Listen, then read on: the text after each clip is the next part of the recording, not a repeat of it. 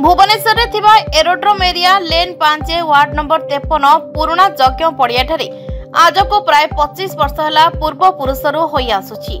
ए वर्षर मुख्य आयोजक परशुराम द्विवेदी, तापस कुमार दलाई और तांको युव संगठन मानकु नहीं 14 वर्ष है यज्ञ कर यज्ञ 3 दिन करा जाए। प्रथम दिनटी 40टी कलश रे पानी नहीं घट बसाई सारा पर होम यज्ञ आरंभ हुए।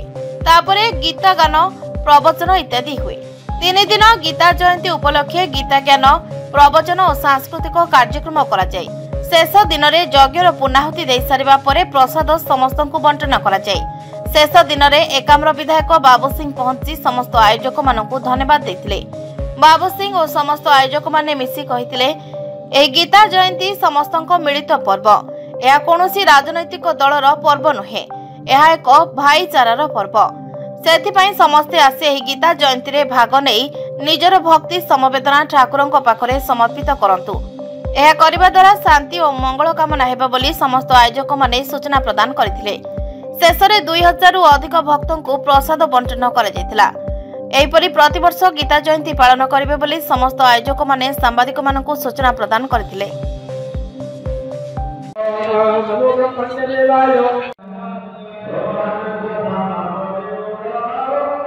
एरोड्रोम एरिया सुख शांति आज को प्राय 25 वर्ष है। यहाँ 25तम गीता यज्ञ होची। माने आमर वरिष्ठ नागरिक जो माने थिले से होचंती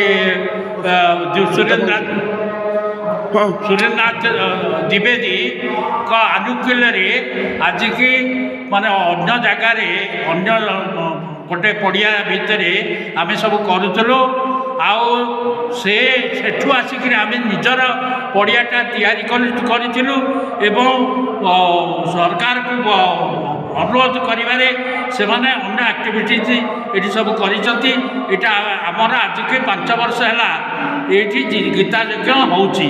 आ पूर्वर अन्य जगार करूँ यहाँ आम समस्तर युवगोष्ठीकर प्रचेषार यज्ञटी होची एवं से एक्चुअली आम समस्ते कृतज्ञ। आम तो चली बुली पारूनी कौन से माने काम करें तेणुक से आमर रिप्रेजेंटेटिव हिसाब से यहाँ ऑर्गेनाइज करा एक्चुअली अन्य यज्ञ होती 3-4 दिन प्राय समस्त भूरी भोजन दि जाए। आज हूँ तार पूर्णाहुति दिन एवं से पूर्णाहुति दिन आउ समस्ते एकत्रित होती प्राय 1500-2000 लोक सामूहिक भाव एरिया भितर आसती एवं समस्ते प्रार्थना करती जे यही अंचलवासी आ भुवनेश्वर आ ओडिशार सबू मंगल कामना करी आम यज्ञटी करुचु। एवं यह एक माने कौन सी गोष्ठीर नुहे केवल आमकर एमानकर प्रचेषार आउ कौन सी माने पार्टी पॉलिटिक्स रे आम नाऊ तेणुक यहाँ गोटे माने सहयोग करती एवं समस्ते दान पुण्य दियंती एवं पूर्णाहुति दिन एकत्रित होकर सब ईश्वर के निकट में प्रार्थना करती गीते ये अंचल बासिंदा मान सुख शांति हो सुख शांति रहतु। अन्य मानकु माने कथा जे एटा गोटे तीर्थस्थान भाया आम पे ये यज्ञटी रही एवं वर्षे थे आम ये करूँ एवं ता मार्गशीर मासर पूर्णमी दिन पूर्णाहुति हुए। एक फंक्शन भाया आम एवं फंक्शन भाया नहीं था।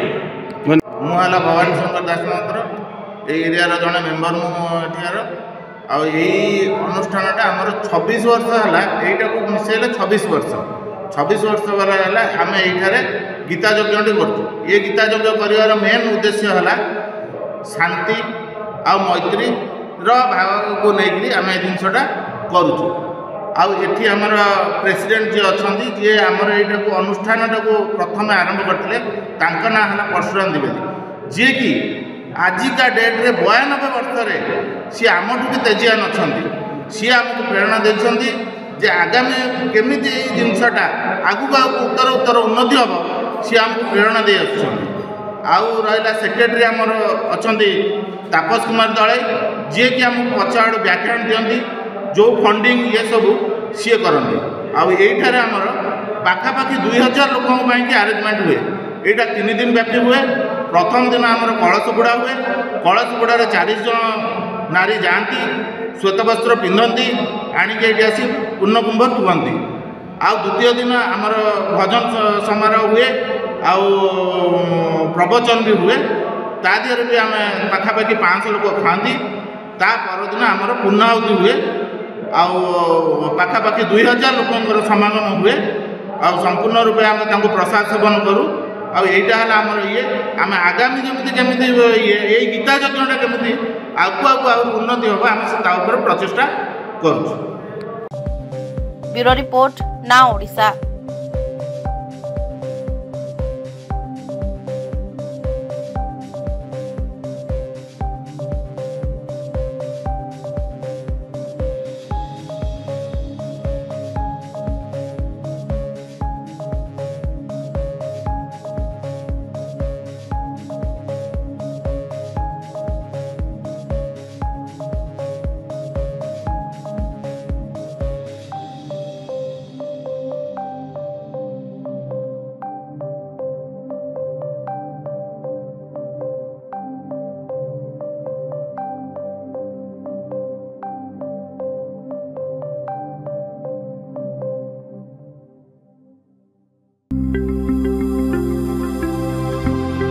लेटेस्ट न्यूज अपडेट पाई www.nowodisha.com को लॉगिन करंतु।